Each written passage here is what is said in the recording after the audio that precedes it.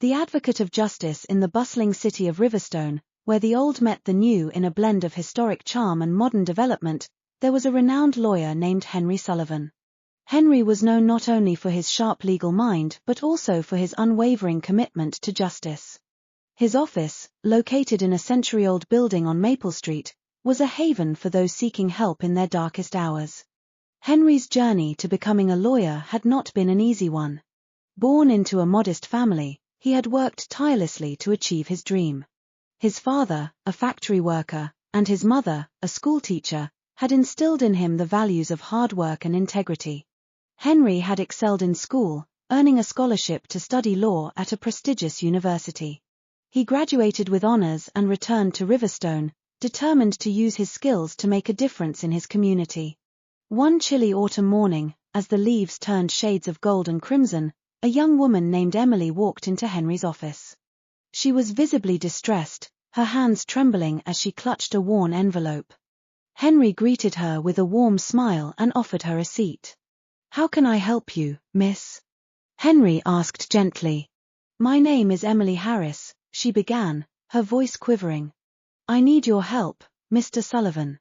My father has been wrongly accused of a crime he didn't commit. He's been in jail for the past month, and I don't know where else to turn." Henry listened intently as Emily explained her father's situation. Mr. Harris, a respected teacher in a local high school, had been accused of embezzling funds from the school. The evidence against him was circumstantial, but it was enough for the authorities to arrest him. "Mr. Sullivan, my father is innocent," Emily pleaded, tears streaming down her face. "He's a good man, and he would never do something like this. Please, can you help us?" Henry's heart went out to Emily. He could see the desperation in her eyes and the weight of the burden she carried. He knew he had to take the case. "Miss Harris, I believe you," Henry said, his voice firm and reassuring. "I will do everything in my power to prove your father's innocence." Over the next few weeks, Henry threw himself into the case.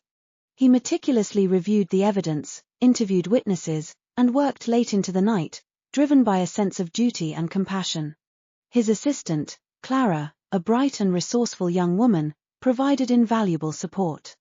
Together, they uncovered several inconsistencies in the prosecution's case. One rainy afternoon, as Henry was poring over the financial records of the school, he found a crucial piece of evidence. A transaction had been made from the school's account to a private account that did not belong to Mr. Harris. The account was registered under a false name, but with Clara's help, Henry traced it back to the school's treasurer, Mr. Whittaker. "This is it, Clara," Henry said, excitement lighting up his eyes. "This is the proof we need to exonerate Mr. Harris." The trial was set for the following week. The courtroom was filled with tension as the prosecution presented its case. Emily sat in the front row, her eyes fixed on Henry, her hope resting on his shoulders. When it was Henry's turn to present the defense, he did so with eloquence and conviction. "Ladies and gentlemen of the jury," Henry began, "the evidence presented against Mr. Harris is not only insufficient but misleading. My client is an honest man who has dedicated his life to educating our youth. He has been wrongly accused due to a series of unfortunate coincidences and malicious intent by another party." Henry then presented the evidence linking the embezzlement to Mr. Whittaker. He showed the jury the financial records and the false account, explaining how Mr. Whittaker had manipulated the funds to frame Mr. Harris. As Henry spoke, the courtroom was silent, everyone hanging on his every word. He concluded his defense with a powerful statement.